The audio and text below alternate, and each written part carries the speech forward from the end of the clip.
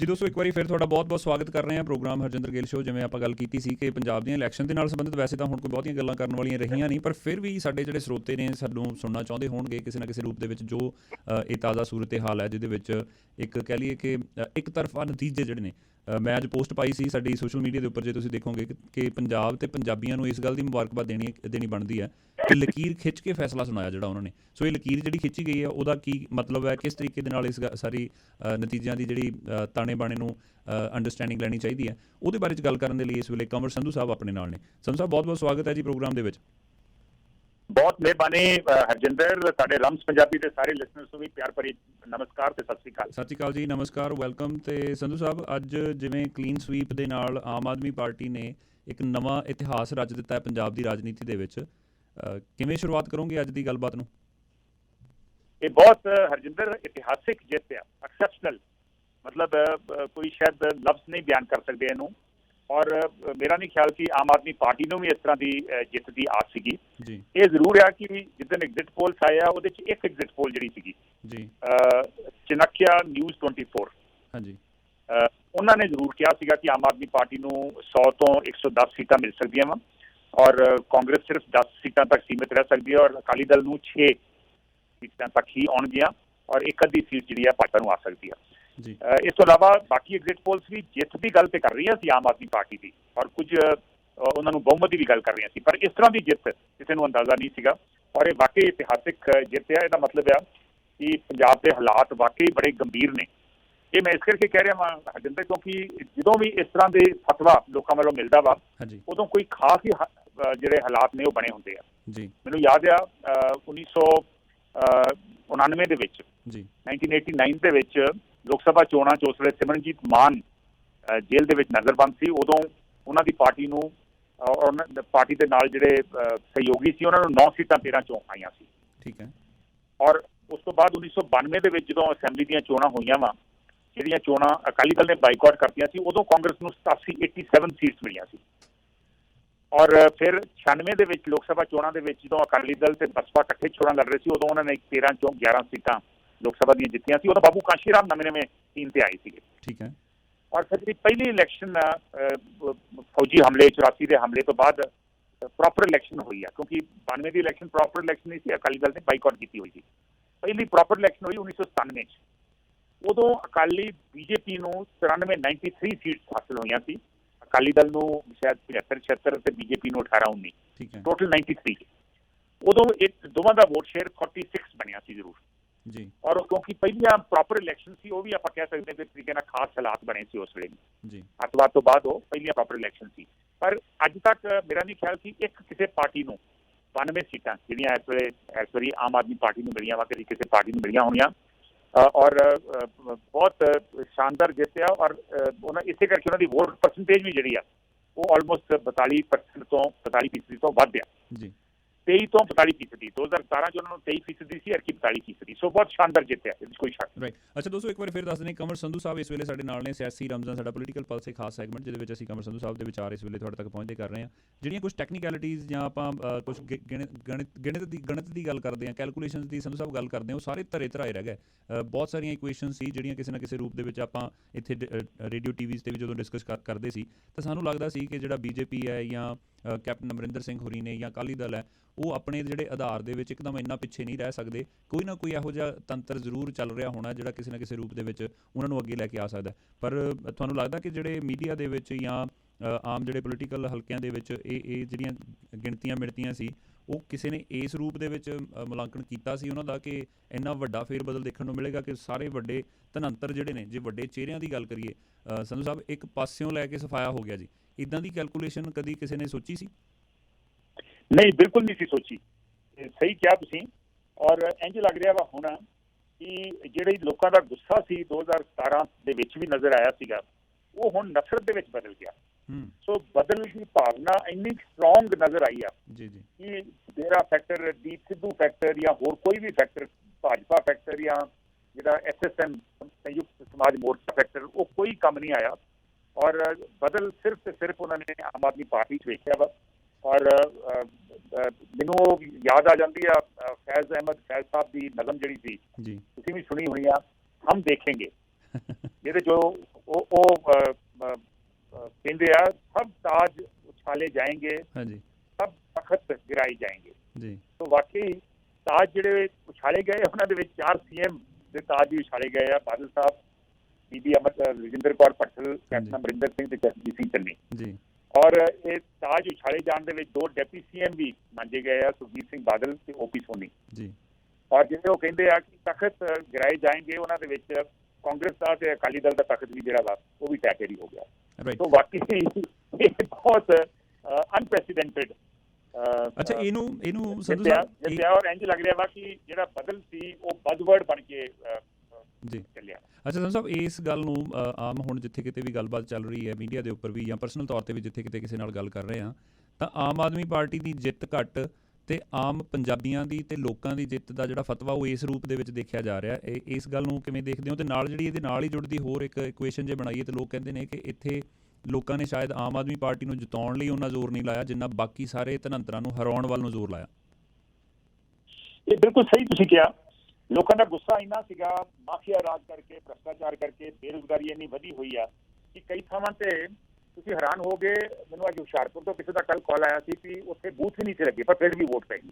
ਅੱਛਾ ਜੀ। ਕਈ ਥਾਵਾਂ ਤੇ ਲੋਕਾਂ ਨੂੰ ਕੈਂਡੀਡੇਟ ਦਾ ਵੀ ਨਹੀਂ ਸੀ ਪਤਾ। ਹਾਂਜੀ, ਬਸ ਉਹ ਨਿਸ਼ਾਨ ਨੂੰ ਹੀ ਪੈ ਗਈ ਵੋਟ। ਆਮ ਆਦਮੀ ਪਾਰਟੀ ਦੇ ਨਾਂ ਨੂੰ ਹੀ ਪੈ ਗਈ ਵੋਟ। ਹਾਂਜੀ, ਇਹ ਉਹੀ ਗੱਲ ਹੋਈ ਜੋ 2014 ਦੇ ਵਿੱਚ ਹੋਈ ਸੀ। ਉਦੋਂ ਕੌਣ ਜਾਣਦਾ ਸੀਗਾ? ਚਲੋ 4 ਕੈਂਡੀਡੇਟ ਤੇ ਜਿੱਤ ਗਏ ਸੀ, ਲੇਕਿਨ ਕੌਣ ਜਾਣਦਾ ਸੀਗਾ ਕਈ ਹੋਰ ਕੈਂਡੀਡੇਟ ਜਿਨ੍ਹਾਂ ਨੂੰ 2-2, 3-3 ਲੱਖ ਵੋਟਾਂ ਪੈ ਗਈਆਂ ਜਲੰਧਰ ਦੇ ਵਿੱਚ, ਹੁਸ਼ਿਆਰਪੁਰ ਦੇ ਵਿੱਚ ਜਾਂ ਅੰਮ੍ਰਿਤਸਰ ਦੇ ਵਿੱਚ। ਅੰਮ੍ਰਿਤਸਰ ਦੇ ਵਿੱਚ ਖੈਰ ਜਾਣਦੇ ਸੀਗੇ, ਪਰ ਜਲੰਧਰ, ਹੁਸ਼ਿਆਰਪੁਰ ਇਹਨਾਂ ਥਾਵਾਂ ਤੇ ਜਿਹੜੇ ਖੜੇ ਹੋਏ ਸੀਗੇ ਜਾਂ ਅਨੰਦਪੁਰ ਸਾਹਿਬ, ਉਹਨਾਂ ਨੂੰ ਕੋਈ ਨਹੀਂ ਸੀ ਜਾਣਦਾ, ਪਰ ਫਿਰ ਵੀ 2-2, 3-3 ਲੱਖ ਵੋਟਾਂ ਉਦੋਂ ਪੈ ਗਈਆਂ ਸੀ। ਤਾਂ ਉਹੀ ਗੱਲ ਇਸ ਵਾਰੀ ਹੋਈ ਆ। ਔਰ ਇਹ ਜਾਦੂ ਜਿਹੜਾ ਵਾ ਆਮ ਆਦਮੀ ਪਾਰਟੀ ਦਾ, ਜਾਂ ਕਹਿ ਲਈਏ ਕਿ ਜਿਹੜਾ ਗੁੱਸਾ ਸੀ ਕਾਂਗਰਸ ਜਾਂ ਅਕਾਲੀ ਦਲ ਦੇ ਖਿਲਾਫ, ਉਹ ਇੰਨਾ ਸਟਰੋਂਗ ਸੀਗਾ ਕਿ ਇਹ ਸਾਰੀ ਸਟੇਟ ਦੇ ਵਿੱਚ ਜਿਹੜਾ ਝਾੜੂ ਆ ਫਿਰਿਆ ਵਾ ਜੀ। 2017 ਦੇ ਵਿੱਚ ਇਹ ਆਮ ਆਦਮੀ ਪਾਰਟੀ ਦੀ ਜਿਹੜੀ ਜਿੱਤ ਸੀਗੀ 18-20 ਸੀਟਾਂ ਦੇ, ਉਹ ਜ਼ਿਆਦਾਤਰ ਮਾਲਵੇ ਦੇ ਵਿੱਚ ਸੀ। ਠੀਕ ਹੈ, ਇਹ ਜੋ 18 ਮਾਲਵੇ ਦੀਆਂ ਸੀਟਾਂ ਸੀ। ਐਰਕੀ ਜਿਹੜੀ ਜਿੱਤ ਆ ਇਹ ਅਕ੍ਰੋਸ ਦੀ ਸਟੇਟ ਹੈ, across the width and length of the state ਜੀ। ਸੋ ਇਹ ਮੇਰਾ ਖਿਆਲ ਆ ਕਿ ਸ਼ਹਿਰਾਂ ਦੇ ਵਿੱਚ ਵੀ, ਪਿੰਡਾਂ ਦੇ ਵਿੱਚ ਵੀ, ਹਰ ਹਲਕੇ ਦੇ ਵਿੱਚ, ਹਰ ਇਲਾਕੇ ਦੇ ਵਿੱਚ ਥੋੜਾ ਜਿਹਾ ਕਾਂਗਰਸ ਦੀ ਜਿਹੜੀ ਆਪਾਂ ਕਹਿ ਲਈਏ ਸੇਵਿੰਗ ਗ੍ਰੇਸ, ਕੌਂਸੋਲੇਸ਼ਨ ਜੋ ਉਹਨਾਂ ਨੂੰ ਹੈ, ਤੇ ਉਹ ਸਿਰਫ ਦੁਆਬੇ 'ਚ ਉਹਨਾਂ ਦਾ ਕੁਝ ਸੀਟਾਂ ਤੇ ਬਚਾਅ ਜ਼ਰੂਰ ਹੋਇਆ, ਬਾਕੀ ਬਿਲਕੁਲ ਸਫਾਇਆ ਹੋ ਗਿਆ।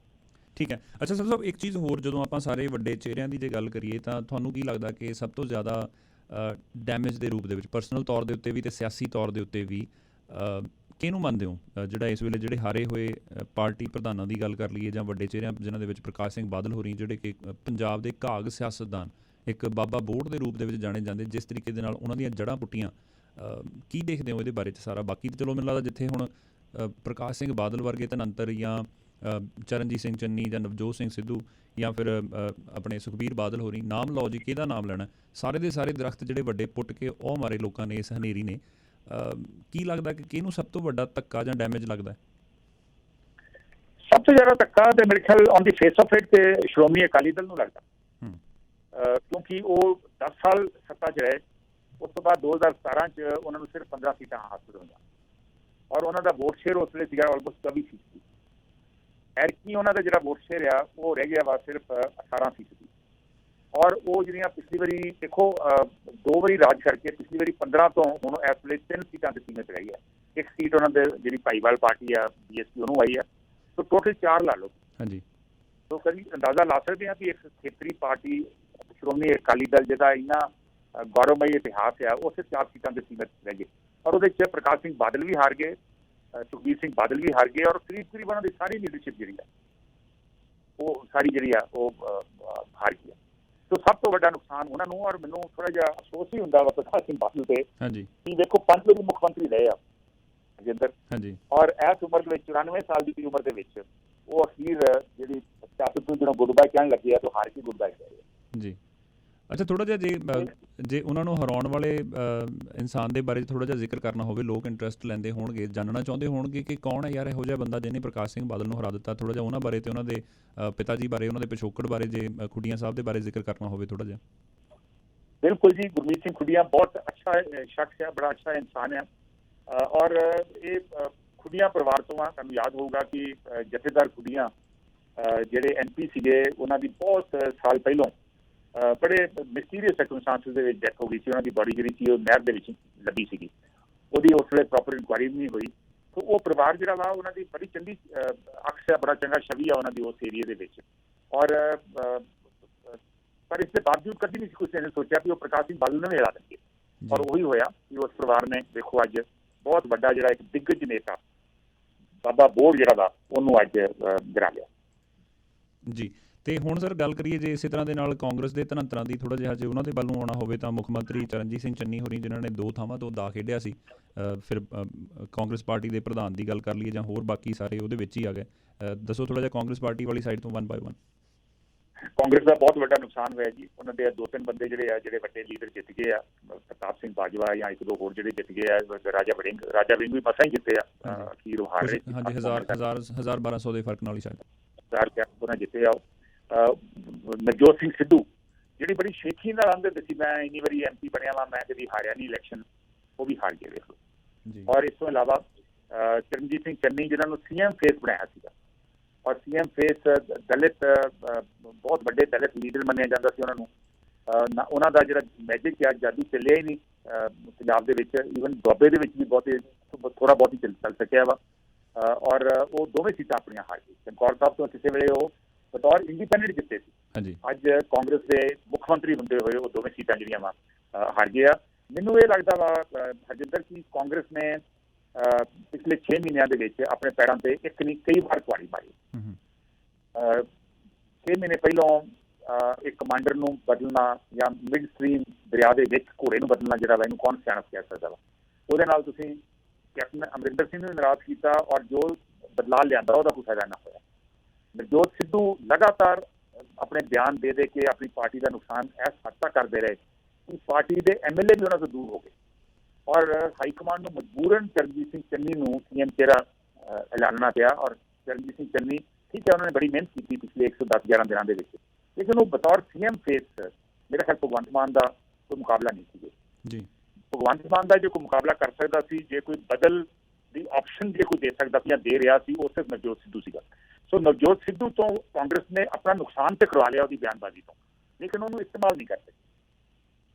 ਸੋ ਉਹ ਨਾਰਾਜ਼ ਹੋ ਕੇ ਘਰ ਬਹਿ ਗਏ, ਆਪਣੀ ਸੀਟ ਵੀ ਹਾਰ ਗਏ, ਔਰ ਉਹਨਾਂ ਨੇ ਕੈਂਪੇਨਿੰਗ ਵੀ ਨਹੀਂ ਕੀਤੀ। ਔਰ ਜੇ ਕਿਤੇ ਉਹਨੂੰ ਲਾਂਚ ਕੀਤਾ ਹੁੰਦਾ ਕਿਤੇ ਮਹੀਨਾ 2 ਮਹੀਨੇ ਪਹਿਲਾਂ, ਤੇ ਮੇਰੇ ਖਿਆਲ ਉਹ ਇੱਕ ਬਿਲਕੁਲ ਕਾਂਟੇ ਦੀ ਟੱਕਰ ਕਾਂਗਰਸ ਦੇ ਸਕਦੀ ਸੀ ਆਮ ਆਦਮੀ ਪਾਰਟੀ ਨੂੰ। ਔਰ ਸ਼ਾਇਦ ਕਿਉਂਕਿ ਉਹ ਬਦਲ ਦੀ ਗੱਲ ਵੀ ਕਰ ਰਹੇ ਸੀ ਨਾ, ਪੰਜਾਬ ਮਾਡਲ ਲੋਕਾਂ ਨੂੰ ਆਪਸ਼ਨ ਦੇ ਰਹੇ ਸੀ, ਉਹਨਾਂ ਦੇ Punjab model versus Delhi model ਉੱਤੇ ਡਿਸਕਸ਼ਨ ਹੋ ਸਕਦੀ ਸੀ, ਔਰ ਕਾਂਗਰਸ ਦੀ ਇੰਨੀ ਬੁਰੀ ਹਾਲਤ ਨਹੀਂ ਸੀ ਹੋਣੀ। ਤੇ ਕੈਪਟਨ ਅਮਰਿੰਦਰ ਹੋਰਾਂ ਦੀ ਗੱਲ ਕਰੀਏ ਸਰ, ਥੋੜ੍ਹਾ ਜਿਹਾ ਕੀ ਲੱਗਦਾ ਕਿ ਉਹਨਾਂ ਨੇ ਆਪਣਾ ਜਿਹੜਾ ਬਦਲਾ ਸੀ ਉਹ ਲੈ ਲਿਆ ਕਿ ਜਾਂ ਉਹ ਵਿੱਚ ਵਿਚਾਲੇ ਰਹਿ ਗਿਆ ਜੀ? ਨਹੀਂ ਜੀ ਨਹੀਂ, ਬਦਲਾ ਸਿਆਸਤ ਦੇ ਵਿੱਚ ਨਾ ਜਿਹੜੀ ਬਦਲਾਖੋਰੀ ਦੀ ਨੀਤੀ ਆ, ਇਹ ਕਦੀ ਨਹੀਂ ਕੰਮ ਆਉਂਦੀ। ਇਹ ਪਹਿਲਾਂ ਵੀ ਆਪਾਂ ਇਹਦੇ ਬੜੇ ਐਗਜ਼ਾਮਪਲਸ ਹੈ, ਔਰ ਹੁਣ ਵੀ ਮੇਰੇ ਖਿਆਲ ਉਹ ਗ੍ਰੇਸਫੁਲੀ ਰਿਟਾਇਰ ਹੋ ਜਾਂਦੇ। ਵੈਸੇ ਤਾਂ ਉਹਨਾਂ ਨੂੰ ਜਿਹੋ ਜਿਹੀ ਉਹਨਾਂ ਨੂੰ ਨਿਊਬਲੇਸ਼ਨ ਪਾਰਟੀ ਨੇ ਉਹਨਾਂ ਨੂੰ ਬੇਇੱਜ਼ਤ ਕੀਤਾ, ਉਹ ਗਲਤ ਸੀ, ਲੇਕਿਨ ਫਿਰ ਵੀ ਜੇ ਚੁੱਪ ਕਰਕੇ ਘਰ ਬਹਿ ਜਾਂਦੇ ਤੇ ਬਿਹਤਰ ਸੀਗਾ। ਹੁਣ ਆਪਣੀ ਉਹਨਾਂ ਨੇ ਬੇਇੱਜ਼ਤੀ ਵੀ ਕਰਾਈ, ਉਹਨਾਂ ਦੀ ਪਾਰਟੀ ਜਿਹੜੀ ਆ ਉਹ ਚੱਲੀ ਨਹੀਂ, ਔਰ ਉਹ ਪਾਰਟੀ ਜਿਹੜੀ ਆ ਉਹ ਭਾਜਪਾ ਨੂੰ ਲੈ ਬੈਠੀ, ਕਿਉਂਕਿ ਭਾਜਪਾ ਜਿਹੜੀ ਆ ਉਹ ਹੁਣ ਤੱਕ ਉਹਨਾਂ ਦਾ ਫਿਰ ਵੀ ਥੋੜ੍ਹਾ ਬਹੁਤ ਵਜੂਦ ਸੀਗਾ, ਲੇਕਿਨ ਇਸ ਓਵਰ ਕੌਨਫੀਡੈਂਸ ਨੇ ਵੀ ਅਸੀਂ 3 ਪਾਰਟੀਆਂ ਦਾ ਗੱਠਜੋੜ ਕਰਕੇ ਅਸੀਂ ਸਾਰੀਆਂ ਸੀਟਾਂ ਲੜ ਲਾਂਗੇ, ਉਹਦਾ ਕੋਈ ਫਾਇਦਾ ਨਹੀਂ ਹੋਇਆ। ਭਾਜਪਾ ਜੇ ਆਪਣੇ ਆਪ ਨੂੰ 25-30 ਸੀਟਾਂ ਤੱਕ ਸੀਮਤ ਰੱਖਦੀ ਤੇ ਸ਼ਾਇਦ ਉਹਨੂੰ ਫਾਇਦਾ ਹੋ ਸਕਦਾ ਸੀ, ਹੋਰ ਤਕੜੇ ਹੋ ਕੇ ਇਲੈਕਸ਼ਨ ਲੜਦੇ। ਹੁਣ ਭਾਜਪਾ ਨੇ ਇੰਝ ਲੱਗਦਾ ਵਾ ਕਿ ਆਪਣਾ ਤਾਂ ਨੁਕਸਾਨ ਕੀਤਾ ਹੀ ਕੀਤਾ, ਨਾਲ ਸ਼ਾਇਦ ਉਹ ਕਾਂਗਰਸ ਦਾ ਨੁਕਸਾਨ ਵੀ ਕਰ ਗਈ ਸ਼ਹਿਰਾਂ ਦੇ ਵਿੱਚ, ਔਰ ਉਹਦਾ ਫਾਇਦਾ ਆਮ ਆਦਮੀ ਪਾਰਟੀ ਨੂੰ ਹੋਇਆ। ਔਰ ਇਹੋ ਹੀ ਗੱਲ ਸੰਯੁਕਤ ਸਮਾਜ ਮੋਰਚੇ ਦੀ ਆ, ਉਹ ਆਪ ਤੇ ਚੱਲੇ ਨਹੀਂ, ਔਰ ਜੇ ਉਹਨਾਂ ਨੇ ਕਿਸੇ ਦਾ ਨੁਕਸਾਨ ਕੀਤਾ ਤੇ ਮੈਨੂੰ ਲੱਗਦਾ ਵਾ ਹਾਲੇ ਫਾਈਨਲ ਜਿਹੜੀ ਟੈਲੀ ਨਹੀਂ ਆਈ, ਪਤਾ ਨਹੀਂ ਲੱਗਦਾ ਕਿ ਉਹਨਾਂ ਦੇ ਕੈਂਡੀਡੇਟ ਨੂੰ ਕਿੰਨੀਆਂ ਵੋਟਾਂ ਮਿਲੀਆਂ ਵਾ, ਪਰ ਫਾਈਨਲੀ ਮੈਨੂੰ ਲੱਗਦਾ ਵਾ ਕਿ ਉਹਨਾਂ ਨੇ ਵੀ ਨੁਕਸਾਨ ਕੀਤਾ ਵਾ ਤੇ ਪਿੰਡਾਂ ਦੇ ਵਿੱਚ ਸ਼ਾਇਦ ਅਕਾਲੀ ਦਲ ਦਾ ਕੀਤਾ, ਔਰ ਉਹਦਾ ਵੀ ਫਾਇਦਾ ਸ਼ਾਇਦ ਆਮ ਆਦਮੀ ਪਾਰਟੀ ਨੂੰ ਹੀ ਹੋਇਆ ਹੋਊਗਾ। ਰਾਈਟ। ਅੱਛਾ, ਇੱਥੇ ਇੱਕ ਚੀਜ਼ ਹੋਰ ਵੀ ਆਪਾਂ ਸੰਧੂ ਸਾਹਿਬ ਡਿਸਕਸ ਕਰਦੇ ਹੁੰਦੇ ਸੀ ਕਿ ਸ਼ਾਇਦ ਜਿਹੜੀ BJP ਦੀ ਦੌੜ ਜਿੱਤਣ ਜਾਂ ਹਾਰਨ ਦੇ ਨਾਲੋਂ ਵੱਧ ਇਸ ਪਾਸੇ ਨੂੰ ਜ਼ਿਆਦਾ ਹੋਏਗੀ ਕਿ ਉਹ ਆਪਣੀ ਵੋਟ ਪਰਸੈਂਟੇਜ ਵਧਾਉਣ ਵੱਲ ਨੂੰ ਪੂਰੀ ਕੋਸ਼ਿਸ਼ ਕਰਨਗੇ। ਲੱਗਦਾ ਕਿ ਕੋਈ ਕਾਮਯਾਬੀ ਮਿਲੀ ਜਾਂ ਮਿਲ ਸਕਦੀ ਸੀ? ਵਧੀਆ ਜੀ, ਪਰ ਕੋਈ ਖਾਸ ਨਹੀਂ। ਵੋਟ ਪਰਸੈਂਟੇਜ ਉਹਨਾਂ ਦੀ 5 ਤੋਂ 6% ਅੱਗੇ ਹੁੰਦੀ ਸੀਗੀ, 1-2 ਵਾਰੀ ਅੱਗੇ ਇਲੈਕਸ਼ਨ ਦੇ 7 ਤੋਂ 8% ਹੋਈ ਆ, ਐਤਕੀ ਵੀ ਸ਼ਾਇਦ 8% ਦੱਸੀ ਜਾਂਦੀ ਆ। ਔਰ ਇੰਨੀਆਂ ਸੀਟਾਂ ਲੜਨ ਦੇ ਬਾਵਜੂਦ ਜੇ ਉਹ ਸਿਰਫ 8% ਤੇ ਹੀ ਸੀਮਤ ਨੇ ਤੇ ਕੋਈ ਬਹੁਤਾ ਫਾਇਦਾ ਨਹੀਂ ਹੋਇਆ ਉਹਨਾਂ ਨੂੰ। ਮੇਰਾ ਖਿਆਲ ਹੈ ਕਿ BJP ਨੂੰ ਵੀ ਆਪਣੀ ਜਿਹੜੀ ਰਣਨੀਤੀ ਆ ਉਹ ਦੁਬਾਰਾ ਅਪਣਾਉਣੀ ਪਊਗੀ। ਇਸ ਵਾਰੀ ਜਿਹੜੀ ਉਹਨਾਂ ਦੀ ਰਣਨੀਤੀ ਸੀ ਉਹ ਕਾਮਯਾਬ ਬਿਲਕੁਲ ਨਹੀਂ ਹੋਈ, ਉਹ 2 ਸੀਟਾਂ ਤੇ ਸੀਮਿਤ ਰਹਿ ਗਏ ਆ, ਤੇ ਇਹਦਾ ਕੀ ਫਾਇਦਾ ਹੋਇਆ? ਸਿਮਰਨਜੀਤ ਸਿੰਘ ਮਾਨ ਹੋਰਾਂ ਬਾਰੇ ਥੋੜ੍ਹਾ ਜਿਹਾ ਜ਼ਿਕਰ ਕਰਨਾ ਹੋਵੇ, ਉਹਨਾਂ ਦੀ ਵੋਟ ਪਰਸੈਂਟੇਜ ਤਾਂ ਪਤਾ ਲੱਗਿਆ ਜੀ ਕਿ ਵਧੀ ਜ਼ਰੂਰ ਪਰ ਜਿੱਤ ਨਹੀਂ ਸਕੇ। ਸਿਮਰਨਜੀਤ ਮਾਨ ਦੇਖੋ, ਉਹ ਜਿਹੜਾ ਦੀਪ ਸਿੱਧੂ ਫੈਕਟਰ ਆ ਉਹਦਾ ਅਸਰ ਤੇ ਹੋਇਆ ਵਾ। ਫੋਰ ਐਗਜ਼ਾਮਪਲ ਅਮਰਗੜ੍ਹ ਉਹਨਾਂ ਦੀ ਆਪਣੀ ਸੀਟ ਦੇ ਵਿੱਚ ਉਹ ਸਿਰਫ 6,500 ਤੋਂ ਹਾਰੇ ਆ। ਹਾਂਜੀ। ਸੋ ਉਹ ਕੰਪੀਟੀਸ਼ਨ ਦੇ ਵਿੱਚ ਆ ਗਏ। ਅੱਜ ਤੱਕ ਉਹ ਕੰਪੀਟੀਸ਼ਨ 'ਚ ਪਿਛਲੇ ਕਈ ਸਾਲਾਂ ਤੋਂ ਨਹੀਂ ਸੀਗੇ, ਲੇਕਿਨ ਫਿਰ ਵੀ ਉਹ ਜਿੱਤ ਨਹੀਂ ਸਕੇ। ਜੇ ਜਿੱਤ ਜਾਂਦੇ ਤੇ ਫਿਰ ਆਪਾਂ ਕਹਿੰਦੇ ਵੀ ਉਹਨਾਂ ਨੂੰ ਫਾਇਦਾ ਹੋਇਆ ਵਾ। ਔਰ ਬਾਕੀ ਥਾਵਾਂ ਤੇ ਹਾਲੀ ਪਤਾ ਨਹੀਂ ਉਹਦੀ ਕਿੰਨੀਆਂ ਵੋਟਾਂ ਮਿਲੀਆਂ ਵਾ। ਵੋਟ ਪਰਸੈਂਟੇਜ ਤੇ ਡੈਫੀਨਿਟਲੀ ਇੰਪਰੂਵ ਹੋਈ ਆ, ਪਰ ਉਹ ਇਸ ਵੇਲੇ ਕੋਈ ਉਹਦਾ ਫਾਇਦਾ ਨਹੀਂ ਹੋਇਆ, ਕਿਉਂਕਿ ਜੇ ਤੁਹਾਡੀ ਕੋਈ ਸੀਟ ਹੀ ਨਾ ਆਵੇ ਤੇ ਇਹਦਾ ਮਤਲਬ ਹੈ ਵੀ ਤੁਸੀਂ ਵਿਧਾਨ ਸਭਾ ਦੇ ਸਾਰੀ ਨੁਮਾਇੰਦਗੀ ਨਹੀਂ ਹੋਊਗੀ।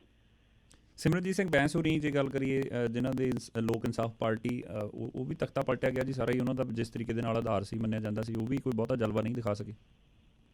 ਨਹੀਂ ਦਿਖਾ ਸਕੇ ਜੀ, ਬਿਲਕੁਲ। ਉੱਥੇ ਵੀ ਝਾੜੂ ਦਾ ਜਾਦੂ ਚੱਲ ਪਿਆ। ਉੱਥੇ ਵੀ ਝਾੜੂ ਜਿਹੜਾ ਵਾ ਉਹਨੇ ਆਲਮੋਸਟ ਸੀਟ ਕੀਤਾ ਵਾ। ਦੂਸਰਾ ਪ੍ਰੋਬਲਮ ਇਹ ਆ ਕਿ ਸਿਮਰਨਜੀਤ ਮਾਨ ਤੇ ਉਹਨਾਂ ਦੇ ਬ੍ਰਦਰ ਜਿਹੜੇ ਆ ਨਾ, ਉਹ ਥੋੜਾ ਜਿਹਾ ਉਹਨਾਂ ਦੀ ਇਮੇਜ ਹੁਣ ਪਿਛਲੇ ਕੁਝ ਸਾਲਾਂ ਤੋਂ ਇੱਕ ਦਾਦਾਗਿਰੀ ਵਾਲੀ ਇਮੇਜ ਬਣ ਗਈ ਸੀ।